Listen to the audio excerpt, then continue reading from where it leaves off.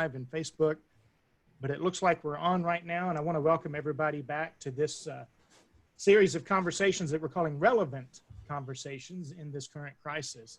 And again, just to remind you of our goal, I just want to emphasize the idea of relevant topics. We are really trying to deal with the diversity of topics, and so any suggestions, requests that you have, certainly feel free to email those to us to let us know how things that you could benefit from, because we're really wanting this to be a community affair. And we have with us today Mr. Bill Dotson, and he is going to address the IT side of this conversation.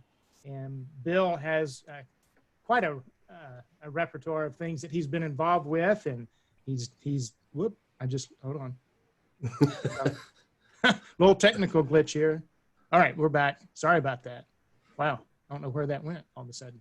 But anyway, Bill is the co-owner of a company called Rocker, and Rocker is just pretty much all IT, and so they're very focused on that. Bill has also been involved in coaching and consulting. He's done speaking engagements all over the country, and he is really engrossed in the IT world. And so we want to bring his expertise to the table today, because he is very much a problem solver, using technology to help businesses really improve their processes, help them to make sure that they're working efficiently, they're working effectively, that they're in secure environments. And so we want to bring his expertise to the table today so that we can benefit from not only the business side, but the individual side, and just see what he has to tell us about the IT world as it exists right now, and the change in the landscape as we've already talked about, and maybe some tips and tricks and some things that we need to even consider while we're at home. So Bill, absolutely. Thank you so much for wanting to spend your time with us today and engage in this conversation with us. And we appreciate that you're here. Well, first, Mark, thank you for having me. And I would like to take a snippet and record that intro, because that might be the best one that I've gotten out of the last year from all the different speaking engagements and webinars. I apologize. That was very much on the fly, because I lost everything over the side of my screen here over there. And I was like, okay, well, I'm just going to have to go off memory. So anyway, no, that was great. That. Thank you. So a couple of months ago, once the I guess you could say the global awareness of the coronavirus, COVID-19, was starting to happen, we started to get some questions, both from current clients and also some potential clients, some people that we've worked for in the past, saying, hey, what do we need to do? Like, if this becomes a serious thing, what do we have to do? So for people who are existing clients, we could immediately go in and see, what do we have, what do we need, et cetera, if people need to work from home, socially distance, and do things like that. The other piece is, as that time progressed, one of the things that we noticed is when it was the first social distance, then it was work from home, then it was everything was shut down. There's a lot that's going on in IT in general, in that all of a sudden there was a run on webcams, headsets, getting on systems like Slack and Teams, Zoom, all of those. We've all seen press about Zoom, and I feel comfortable as an IT guy being on this Zoom for anybody who's wondering about the security. In fact, I'll ask you about that a little more later. So hang on to that one for just a bit. Yeah. So what happened was there was this gigantic rush to not only get everybody licensed for the right things, because a lot of companies that have workers that don't necessarily sit in front of a machine all day and work on a computer had to immediately learn how to talk to their folks that may or may not have emails through the company. So that was a challenge one of them overcame very quickly, which was nice. The other thing that was really popular is we got a lot of requests to do webinars for our clients and a closed audience. So, hey, you're about to go work from home, and they may have Office 365, they may have Google Suite, but they weren't using these tools other than just really email. And so all of a sudden we were recording how-to training sessions and loading them on the internal video intranets. We were teaching people how to work from home and do things as simple as answering the question, can I work from my personal device? Can I work from my tablet? I can't, because right now it may be different, but a couple of weeks ago, we placed an order for machines and it took 4 weeks to get them in. Headsets took weeks. We still don't have one order that we placed 3 weeks ago for some things. And then the other piece is, I don't know how you all are tracking this, and if anything's going to come out from state or federal government, is there going to be any sort of assistance to cover the cost of suddenly having a work from home entity. And a few clients are asking us to track all of our expenses that are specifically related to this, because when you have to buy headsets for 200 people, that's a cost you probably weren't prepared for, right? It's just, and it happened very, very quickly. The other thing that happened, which was very, very interesting, is the IT teams or the third parties that support companies are suddenly inundated with support requests, because many of the tech people, like Mark, if you were to ask me, hey, Bill, what do I need to do to be set up to work from home? Getting you outfitted as an individual will be very easy, but you're going to have a question or two that would pop up. Now you multiply that times the number of people suddenly working from home, and you can very rapidly see how IT people can just get slammed. So most of the people who are in our field right now are working 12 to 14-hour days. Even now, it was really, really stressful in the beginning, but right now it's still there, because we're all the little knobs that we tweak and systems that we put in place. This is where we're fine tuning all these things. So well, that's kind of a lay of the land. That part of it takes me back to an email exchange that we had. And I was looking back at that to look at the date, because it was on March 3rd. And I remember I was communicating with you on something else, and you said, hold on, it's like tax season for me between hackers and coronavirus. And I thought, what in the world is he talking about? Coronavirus. Yes. I mean, I think it was still kind of a distant, concern as far as not feeling an immediate impact. And I remember emailing you back like, coronavirus, hackers I get, but coronavirus I really don't. Yeah. So, well, first of all, thank you for putting that in terms of recognizing that we are super busy. During time. Yes. We're glad that you actually made that analogy, but Gwen, go ahead. Sorry. Well, I was going to say, and this is one thing I shared back on the very first webcast that we had, because Zoom was new to our firm, but we actually implemented in January, and Mark, or late December, early January, and Mark had gone out and bought webcams, thankfully, because we weren't one of the ones scrambling to do that when all this hit. So he had bought those early on, and we were, trying to implement that during tax season anyway, just for efficiency. So now I feel like it's just such a commonplace. And, really, even to say you're going to do a conference, you just really say you're going to Zoom. That's right. It's almost like people use the word Google, to look something up on the internet. Well, I'm going to Zoom is now the saying for a video conference. So it's a different world for sure. Well, if you look at the whiteboard behind me, so when we first got that started, we have weekly meetings and what we call team meetings. And I said, well, let's keep a tally of a certain percentage of times that we're going to use Zoom during this tax season, because we have clients all over the place. Not just Lexington, but Central Kentucky and outside of Kentucky and many other states. And so it was a little bit of a joke, everybody keeping a tally sheet. So it was almost like a prison wall over here on my whiteboard, keeping a tally. So when all this all of a sudden broke loose, like you're talking about, Gwen was like, really? You're going to still keep a tally? You're sad. Because he was touting the fact that he had like 10 or whatever, and I'd go in there and see the tally, and I had zero probably up until the pandemic hit. So it was kind of an in-office joke, but so there's no need now. And you were on the front end of that, helping companies make that change. We have, it was an interesting timing, just like you all got your webcams and everything in January. We had made a plan to start our own video podcast. We finished the plan last year, and we were getting ready to start implementing it. And then all of a sudden this happened. And so we had to table what we were planning to do to help our clients and some new folks come in and handle what they're doing. So now we're going to transition. We're going to wait till we get down to a normal work day over the course of the next few weeks, and then pick that back up, because exactly what you're doing here by having different guests on, we want to do the exact same thing on an ongoing basis, because there are people who have expertise in particular industries with particular technologies. And one of the things, Mark, that you mentioned as we lead into this is that a lot of what companies are doing is designed to allow people to work from home. But what I think the really savvy companies are doing is they're also extending it to teach employees how to protect themselves during this time as well. Because, the scammer season for us is as soon as W-2s start to get issued, right? You all know that. You know about the people who are filing tax returns fraudulently. So that stuff kind of, it pops up, but then it kind of leveled off because then the coronavirus scams are all coming. And some of those coronavirus scam emails are great. I mean, there are text messages, there are email addresses, and knowing how to find what is a bad email is really important. The other thing that we've experienced is that, let's say a company's got their W-2s. Well, they were used to a physical package or something like that. They didn't have a secure way to do things electronically. So a lot of the work that we've done over the course of the last month or two is really teach people how to communicate securely.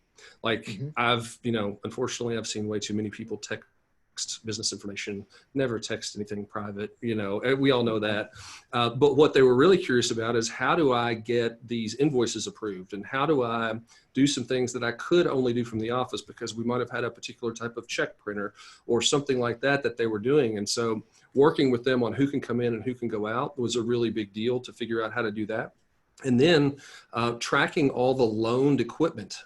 This is another one, because I imagine through probably no malicious intent whatsoever, but it's tracking what's going out the door and how do we make sure it comes back in the door. Do you remember the old listed property rules? The No. listed property rules by the IRS, where they, computers themselves, if they left the business premises, those were listed properties. So there was a big deal about those computers being in the homes of the employee. Of course, all of that went away. But it's interesting now how this new norm is going to be, because now you're going to have business assets in the residence. And how do you secure that? How do you protect that? There's all kinds of implications around just having that ability. And then the security levels on top of that have to be managed, because we remember the Wells Fargos. We remember, laptops being stolen out of cars. All of that now is probably bigger than ever. Yes, we had a rush. So if I hit some of the top items that we've addressed, earlier I mentioned most of these people that we help have already gone to either Office 365 or Google Suite. Well, what they've done is they've really just moved their email there. They haven't really taken advantage of everything like OneDrive, SharePoint, Teams, and all the others. So Teams naturally popped up as a big item. And so we rolled out Teams for a couple of organizations with over 200 people apiece in less than 4 days. And you talk about having to have everybody on the same page. So it's, how do we do this? What are the tips and tricks and all that? And luckily, a lot of the tech vendors have given these free trials to help companies get through there. Now, ultimately, it may benefit them because people sign up for those services. But the very small things that we were catching are things that would have helped the company's previous, like road warriors and folks that travel all the time. But now you have to apply them to a bunch of people. So what we did is we discovered most people have not secured Office 365. They've gone with some default settings. And if they signed up a long time ago, the default security settings were a little more open than they are today. And so the very first thing is jump in and figure out where they are so you can triage any sort of big incidents. And then from there, you go in and you say, okay, now how do I teach somebody how to securely work from home? Where you could have a spouse, partner, children, who knows, around not only the work equipment, but then we've had work equipment fail. So one of the other things we've got to figure out is what's the logistics to get somebody a new machine? And how can I, in the interim, get them to work from their own machine through a web browser, like 365's, Word Online, OneDrive Online, all that, and teaching them how to do that because they had never done it before. And it's what's really been great is the initial, oh my gosh, this is new.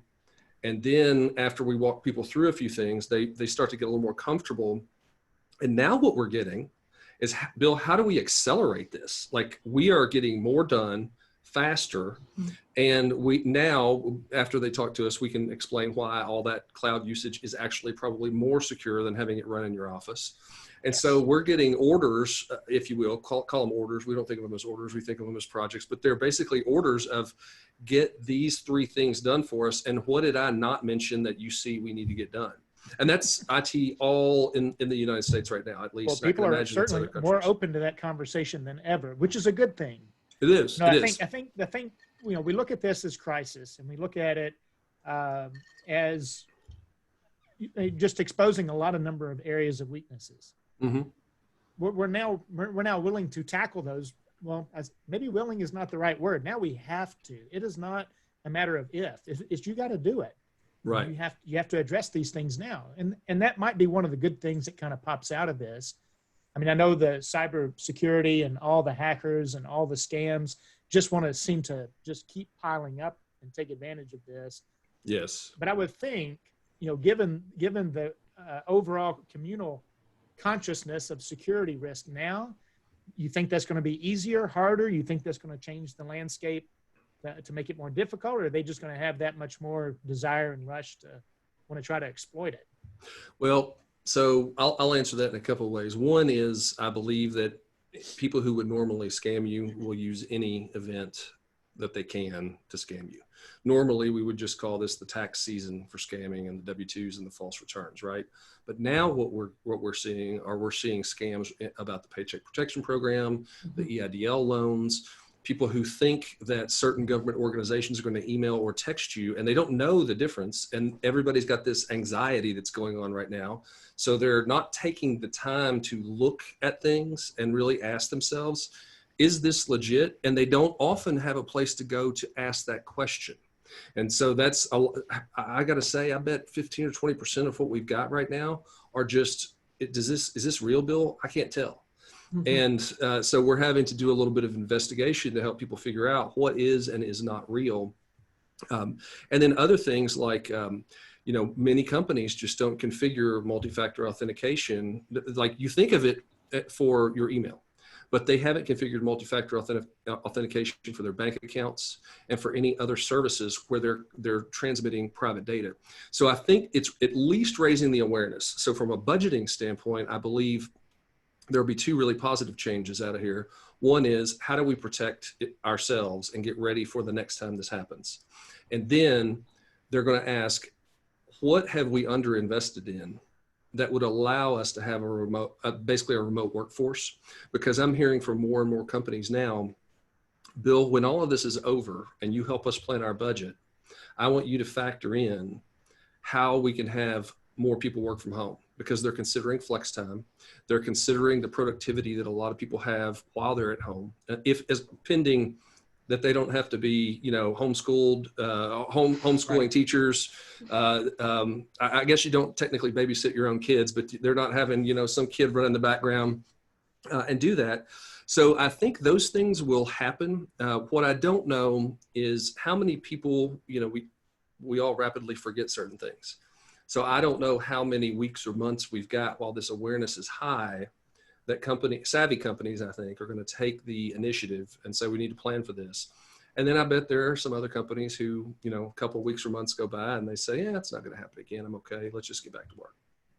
Well, you touched on one thing earlier about, working in the cloud and the security of working in the cloud. And we've been cloud-based for a while. And so us working remotely was always, as long as you had an internet connection, we were good to go. We could pretty much sit down and do anything.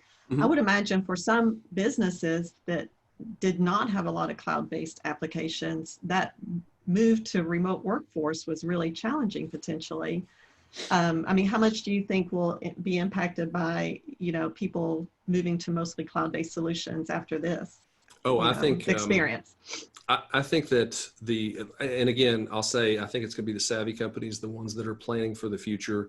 They've got some sort of ability to have the vision of where they want to go as a company, and they also want to mitigate their risk. They will take action on this. You've got logistical items. Can I get the equipment? Can I get the licenses? Do I have the budget for that? Those things are going to be very real. The piece that I think is going to be interesting, though, and I'm really curious. We, as a side note, one of the departments that we work with the most inside our clients is the HR department, because IT touches all kinds of sensitive data. We've got to help people get their employees hired, make sure their agreements contain all the privacy things that they need to have in there, and then on and offboarding procedures. So what I am curious about is, will the HR team or IT, depending on the company and its rules, really increase security awareness training and training on tools how to work from home? Most of these things, like if you're using Microsoft Teams, a lot of people don't know that if you click that little help icon in the lower left, it's got how-to videos for everything. Now, if a company is large enough to have a learning management system, they may assign things like that to them. But the help is there, and most of the tech companies and these tools provide free training. So it's really an emphasis on, to me, how do we say we're going to make time for training? Because right now, I've got tons of clients, and no matter how many videos we make on how to use certain technology, they just say, I've got too much stuff to do. we need to shift into, no, you need to watch this. This is the new way. And so it's going to take executives to stand up and say, this is our new way of doing this. We are no longer doing it the old way. And we're going to automate it. We're going to track it. We're going to make sure it's secure. And we're going to put some kind of reporting and alerting to help us understand when people aren't doing these things. Because generally speaking, when we first start with a client, we've improved their overall work efficiency by 15 to 20% within the first 3 months, just by showing them how to use the tools they've already purchased and just haven't used. Oh, I would agree with that. We're fortunate. We're a small firm, so we can be pretty nimble. And we have always stressed technology from the very beginning, the very infancy of our firm. So it's always been a push. It's always been, and we moved to the cloud. We were kind of forced to move to the cloud, but we did move to the cloud. It's not what you tell me from what you're seeing on a budgetary standpoint, because at first it seemed a little onerous as far as what it was going to cost to move to the cloud, what it was going to cost to have all the applications in the cloud. We moved all of our tax software to cloud-based solutions. We use Citrix ShareFile in order to securely send files. We make sure that our website has the portals to where people can go do, manage their accounts receivable and accounts payable electronically, log into their cloud-based cloud-based accounting software. So pretty much everything we do is in the cloud. And I think we kind of took it for granted a little bit. And now it's just, we're still though finding, as much as we were emphasizing technology, we found gaps and we found things that we weren't implementing and how to implement it. But from a budget standpoint, it seems like it might be a little mountainous or a little expensive, but in the long run, the efficiencies that you gain, what are you seeing from the clients that you're working with? It's really not that costly. That's probably a myth. No.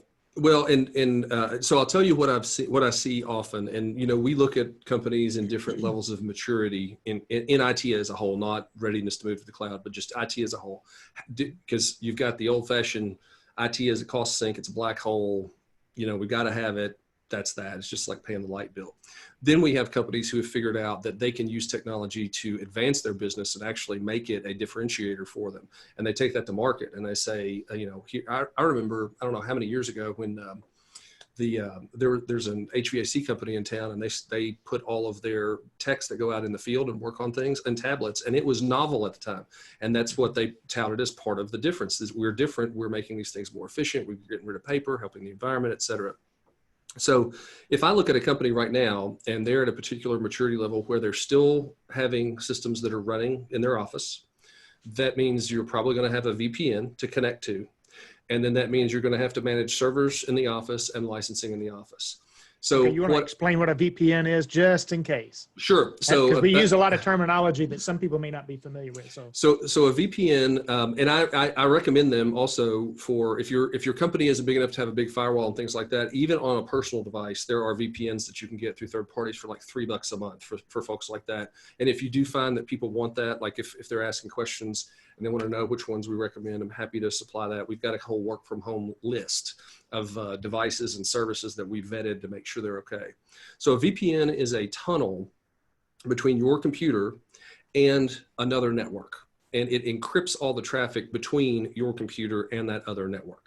So if you have, like, let's say there's an accounting system running inside a building, you don't want that wide open to the public. So naturally it's locked down with a firewall, but a VPN will allow me at home to connect securely to the office so I can access that accounting software. Now, that being said, all of those tools help, but what happens is once you start moving to the cloud, you don't have to manage a lot of these other things. You don't have to purchase them. And so one of the most common things that we see, somebody's got some software that's running in an office and they say, well, this is cheaper than the cloud version. And I say, it's cheaper if you look just at the licensing cost. But if you look at the cost to maintain that server, to back up that data, to have the skill set for the licensing and doing the support. And let's add all of this up. And there's another acronym called TCO, total cost of ownership. If we look at the total cost of ownership, that cloud thing is a lot cheaper. And here's why. And so part of what we do for our clients is we figure out what is the right time for them to move from things that are on premise, meaning in their office, up to the cloud and take advantage of cloud services. Now, I'll give you the sort of the next level of that. There are certain things that are being done with companies that still have things in their office. They believe that it's more secure. I would argue it is not more secure, because if you configure the cloud properly, it's probably going to be more secure. And I'll give you an example. Right now, if the three of us had a server in your office and we were working on an Excel file, 9 times out of 10, auditing is not going to be turned on, nor is versioning or any of those things. So Gwen could make a change and you and I wouldn't know about it, Mark. Gwen could change something very key in a document. We'd never know. So what happens is in the cloud, by default, Google and Microsoft do versioning. They track who makes changes. They see who can edit it and who can't, who can share it and who can't. There are so many options to track the behavior of every single person when you move to the cloud that just do not exist inside an office unless you want to pay a lot of money to get the tools to do that. So when I look at the cloud, every single client we've got that's on the agenda. How do we move everything out of the office so we can work anywhere, anytime, securely, and we've got a failover? Well, I can tell you, we were working with a client not too long ago that I'd still say is definitely a small business, small office. They were spending an exorbitant amount just having everything on premise. Mm-hmm. And I guarantee you, when we did all the total cost of ownership in that scenario, that by the time things were said and done, we moved everything into the cloud, and we certainly made it much more accessible to the employees. We saved them about $5,000 a month. Oh yeah, compared to what they were paying. I mean, it's just crazy that people aren't really thinking about this more sooner than they are. Mm-hmm. When I say crazy, that's a derogatory way of putting it. I shouldn't say it that way, but it's just you're really not taking everything that you need to take into consideration. You're not looking at the long-term picture. That's right. Well, and I think sometimes you just go with the mentality that you don't fix what's not broken, so you just kind of do the same old. It's working, and this is the way we've done business for years, and there's not been a problem with it. So you don't necessarily look for that improvement there until until you're kind of faced with this circumstance where you're forced to do things. So I think that this is going to change a lot of things about how we do business, looking into the future.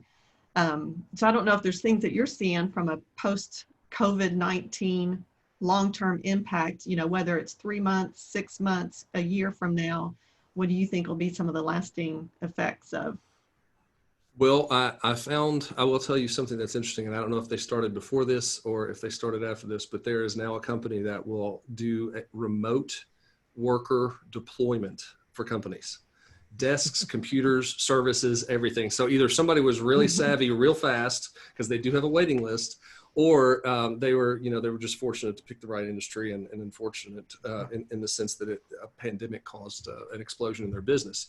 But in terms of long-term, again, I think the smarter companies are going to invest in the education.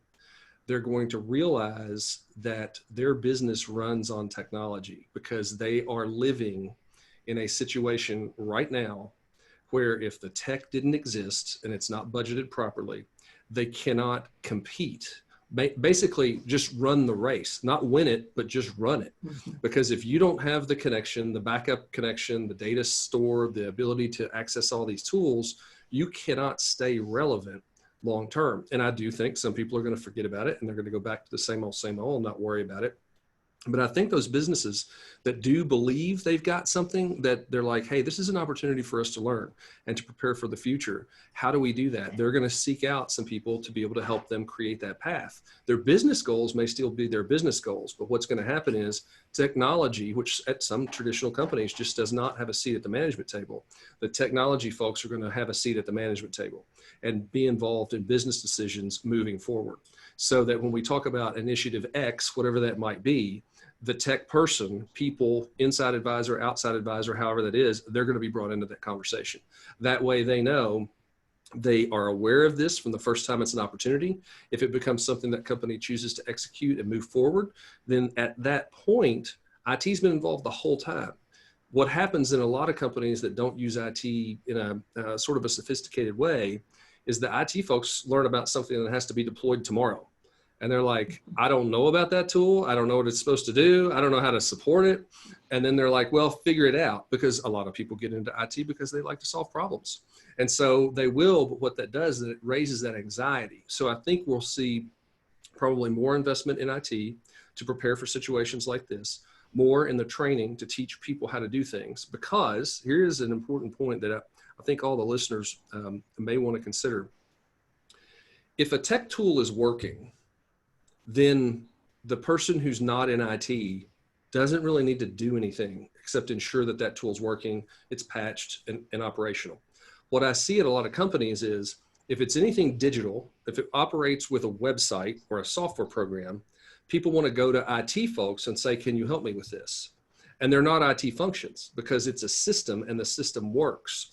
So what we try to encourage those companies to do is to look at every single system they have and say, who manages it from a tech standpoint and who manages it from a non-tech standpoint? Because that's the person driving the business goal. The tech is just there to help you accommodate and get that business goal accomplished. If people are just looking at IT just to dump things on, then it's going to create even higher anxiety for these IT folks. Now, as a side note, we already had an IT shortage. So many thousands of jobs are available just in Kentucky related to technology. That will only increase. The other thing that I think is there will be an investment in the tools that allow people to work remotely, no matter what. And so if I want to go to Fiji, and I could put my Zoom background on of Fiji if you want me to, but if I go to Fiji, then I need to be able to do everything, right? And so help enable me to do that. And I think another thing that will go along with this is understanding of how to cut time out to stay calm, exercise, get away from work, because one negative consequence to all this is you can now work anywhere, anytime. And so Saturdays and Sundays. Hard to disconnect. Yeah, it could be a thing of the past. Yeah. Right. I don't think there's been a vacation that, I've been on that I've not stopped to work. I mean, even if it's just keeping up with my emails on a daily basis, it's just now so easy to do that, you don't want to work so hard when you get back to do all of it. It's just easier to kind of manage as you go. So it's kind of a double-edged sword in that you do need to unplug and get your time away. And yes. I know that's a challenge for people working remotely now, is that if anything, you may tend to work more because it's there, it's accessible, you've got all the tools, and your mind doesn't shut down from it. So that's right. Well, and I think the more efficient we become with technology, the more we're expected to get done. Mm-hmm. So I think that's the time compression too that happens, where people realize, well, you can be a whole lot more nimble now. You should be able to get a lot more done. And there's an expectation to keep piling it on. Yes. Not necessarily. Yeah, and I'm speaking from being the very worst and probably the guiltiest of all. So Lynn's probably over there smiling and giggling, going, yeah, that's the pot calling the kettle black. Good gracious. So I recognize that too. But let's back up a little bit, because we probably have a wide range of people that are on the call listening to us, on Facebook Live and things like that. Because I think a lot of times we do think, when we think of IT, we think of information technology, we think of companies bigger than ourselves most of the time. But really, this goes all the way down to the single business owner, business owner with 1 or 2 employees. Your size doesn't matter when it comes to IT anymore, because the price points have come way down. Yes. The number of applications and the competition among those applications have pushed the price point compression down to where now all companies are competing for dollars a month versus tens of 20s to hundreds of dollars a month. Right. So they really need to take the time to try to vet the things that are available to them, and they may not know what to look for. So when you said you guys have a list, yes, I work from. What did you call that? I work from home? Well, we've got 2 kind of lists. One list is the work from home kit. So that's one thing. Okay, work from home kit. Yeah. So I've done, I don't know how many webinars in the last month or 2 about this, whether they've been public or private, and we're starting more next week. So we've got that because most companies can afford the work from home kit that we've put together. It's nothing too crazy, but what it is it's commercial grade equipment. And that commercial grade equipment is meant to be used all day. So we've got that. The other thing, though, that we're doing now is when we're getting that phone call, hey, Bill, help us prepare for something like this moving forward. We have in our business, we call it a service catalog. And the service catalog has different topics in there, like how do I print? How do I get mobile access? What type of laptop do I get? So if you want to think of it as all these different things in IT. So we go down each one and we say, where are you now? And then where do you need to be based on what your business goals are? And like you're saying, no matter the size of the company, we need these things. And so, and again, I'm happy to share our little work from home kit that we have. It's worked out well for a lot of people. Just be prepared. You might not be able to get everything right away if you're making a gigantic order. Now, on the flip side of that, and getting to that moving forward piece, it's if they had enough now, you have to put those things on a regular refresh cycle as well. These headsets only last for so long. And so in addition to your laptop that might, your company might have something to say, I'll replace my laptop every 3 years, 4 years, 5 years, whatever it is. Well, now we're going to have to look at what is the other equipment that we need to replace on a regular basis. Because more than once I've caught myself and I'm like, I really need to get a better chair for my home office because my office has a great one, like where I am right now. But when I'm working from home, I need to invest in that. And so it's going to change a little bit about where people allocate their money for sure. Yeah. Do you get involved in the policy making process for these companies too? Oh, yes. Creating the policies for the employees that are working from home? Yeah. So we have I would imagine that's one thing that's probably really deficient right now because we've had to adapt so quickly. Yes. There's probably just this vacuum of policy out there. What we do, so I know the majority of people aren't going to know who we are and what we do, but what we do is we're like a virtual CIO or a virtual IT director. And what we do is we go and we do an assessment of a company, figure out where they are. If they've got any huge risks right away, those are the ones that we want to address. But once they're on an ongoing plan with us, what we do is we say, okay, let's take a look at their current policies. What do they have? What do they not have? And then we'll build a plan to shore up and take them from sort of maturity level 1 to maturity level 2, then 3, then 4, and tie all that to business goals. So right now we have work from home policies. We have how to Zoom safely. There are a bunch of things that we've got that we share with others who are our clients to say, if you're going to do this, here's our template. Feel free to customize it if you want, or we can do it. We just need like a 20 or 30 minute conversation about some things. And then they deploy that out and make sure everybody understands. And then we typically bind that policy with a video of examples of the right and wrong way to do certain things, because we've got learners who like to read, and then we've got learners who would rather watch something. And I want to make sure to address all of those so that everybody in the company can understand how to do it. We've really found that the video tied with a policy is a great thing. Well, that's important because I would imagine that's, we probably weren't as quick on that front either in terms of, managing the expectations. I think we just kind of left something because we do work in the cloud and it's a very secure environment. Mm-hmm. You just kind of assume sometimes, what to do and what not to do. Mm-hmm. We do talk about it, and I think it's good that you get it formalized too. So that would be a company for these small businesses to do and to look at and work on as well. Mark, so let's talk one last thing before we wrap it up. Is just going back and touching on Zoom, since that's what we're using, and there has been so much news about meetings getting hacked with inappropriate takeover of the screen and all kinds of things. Servers being used in China. Yeah, whatever it's kind of been negative publicity. So from your perspective, how is operating with Zoom? Well, I can tell you, if you've used it since the beginning of the year, you've probably seen a number of updates of the Zoom software on your computer. Mm-hmm. So you'll fire it up. It'll say, hey, we have a new update. Here's the changes and things like that. So I do believe they're trying to address those issues. Some of the issues that existed earlier in the year were just things that don't become like, I'm going to divide the issues that they had into two camps. One camp is there was some laziness at Zoom and they should have been doing some things better. The other, though, is any service that suddenly skyrockets in popularity and has so many people, that means that the security researchers that are good, the white hat ones, they're going to start looking at it. And then the ones who want to get your information, the black hat ones, they're going to start doing it as well. So all of a sudden you've got a lot more attention and a lot of people trying to come into that. So we get questions often about, is this program safe to use or is that program safe to use? One of the things that we factor into that is, well, how many people actually use this program? And it's typically better if more people do, because that means it's gotten more security attention. And so what happened was Zoom goes on this hockey stick growth, and all of a sudden more and more attention is paid to that program.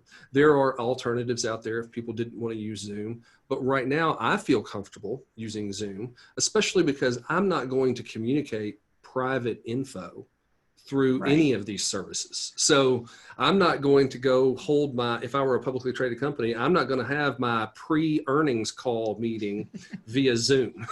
I'm just not going to do that. So that's a telephone call, and potentially one where we use some encrypted tools. So I think it's fine to use. I think any of these services are fine. As we all know, there's no perfect security. So if you go in and so my recommendations would be not only go into Zoom if you're going to use it, but go into the advanced features of Zoom where you can configure some more of the security settings than you can by default. And then pay attention to their newsletters when they send them out. That's one thing that a lot of people don't do, is they just don't read about the security and the tools that they use. I can't tell you how many of my clients do not uniformly apply Windows updates to their computer. And if you apply Windows updates and you have multi-factor authentication, you're going to knock out 90% of all of these super easy breaches. Well, thanks for pausing to bring that one back up, because that was important. We got a little sideways with some people who wanted to bring to the surface that Zoom was not a very secure way to be having these meetings. So they did address things very quickly. I was very impressed. And they were very transparent. I mean, it didn't seem like they were trying to hide anything. And I know now that you can even pick your server that you host from. Yes. If you're concerned about having a server that's hosted outside the United States, you can dial it back and you can pick whatever server you want to host from. So they've gone to that degree too. But it's an amazing platform. It allows us to get a lot of things done. It allows us to even have this interchange to where we can invite a whole lot more people to the table than we've ever been able to invite before.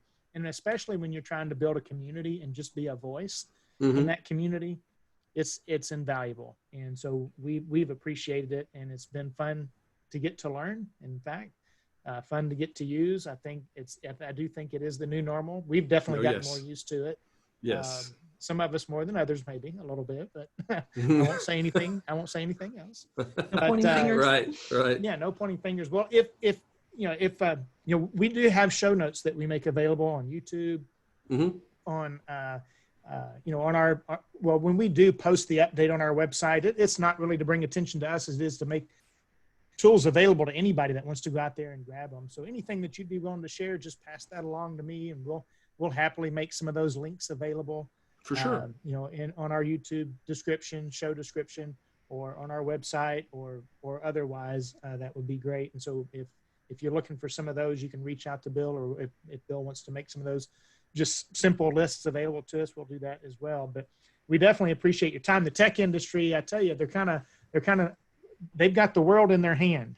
Yes. Right now. Yes. I mean, at the government level, think about the Paycheck Protection Program and the SBA, being able to submit all these things online, and these applications that one time were paper that now, have the IT interface to them, where you're doing these web applications versus paper applications. There's a constant evolution to this whole thing, and IT is the driver behind it all. So we're eating, living, and breathing it.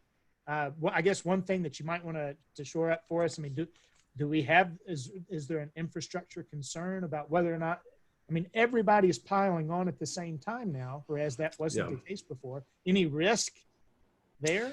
Well, just like Zoom growth, more and more people accessing from homes will probably result in some news that comes out over the course of the next few weeks or months about how either telecom companies have shored that up, or some holes that people have found.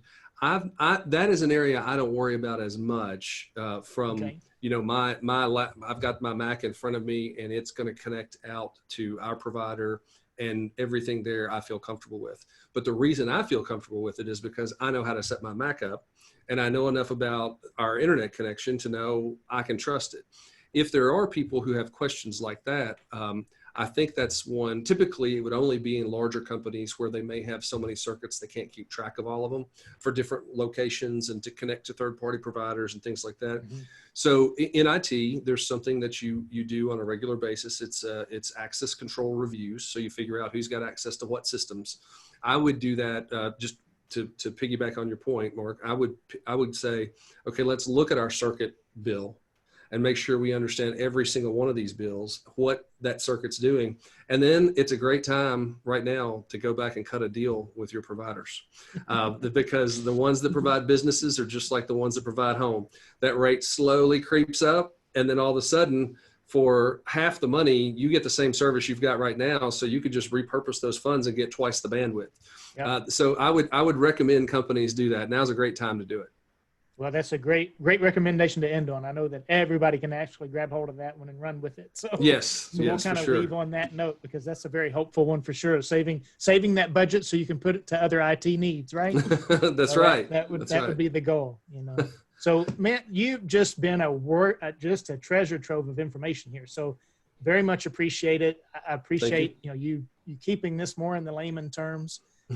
For all of us that are not living and breathing by your tech terms, but it's been great. We hope that it's been a really good, gets people thinking. That's really what we want. We want to get people thinking. We want to build up that collective consciousness toward the things that we need and try to bring solutions to the table for that.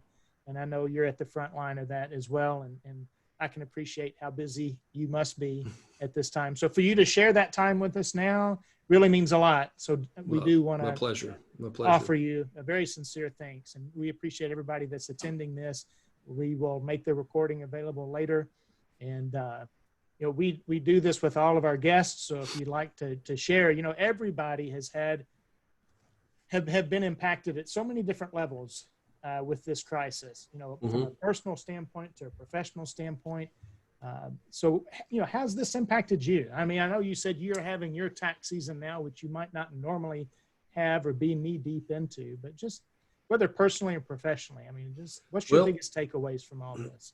Well, I can say from a personal side, I have brought 4 people on to help us in the last 3 or 4 months. So there's that, everybody getting used to who one another is and how to work. And so you've got some HR dynamics, if you will. But strictly on the personal side, it's been great. My boys are doing their schoolwork and they get up in the morning and we try to follow the same routine that we would follow normally. But the good news is they can get their work done a lot faster. I do say that we have to go in separate rooms because they are having Zoom calls or Google Hangouts with their teachers and other students at the same time. I'm definitely having to plan for when I want to get groceries because either it's not open or I have to plan in advance if it's delivery. So that's resulted in losing weight because I haven't planned enough. But the temptation to eat the junk food because it can be fast is definitely there. Unfortunately, not exercising enough. Some of these great, beautiful days, I really wish I could work outside. But if you've ever tried to work outside with a monitor and no shade over you, you can't get anything done. Yeah. So that's there. And I think my house is the cleanest it has ever been. I know my dishwasher and it is running every day at least once.